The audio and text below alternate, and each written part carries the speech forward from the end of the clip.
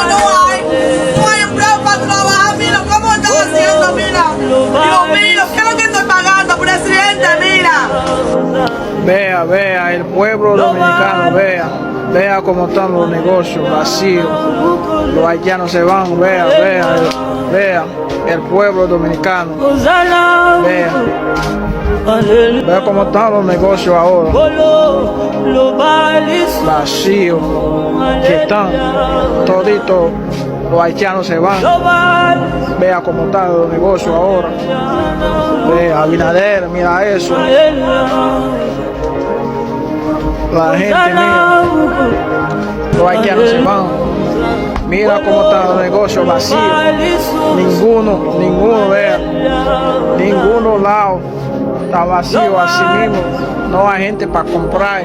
No hay haitianos, dime, ¿qué voy a hacer? Yo tengo pila de gente para pagar y vea uno, vea uno. Dime tú. Se van. Vea los huevos. Vea los huevos, vea. Taller, Iragua, vea. Dime tú la gente. Las cosas no son así, vea.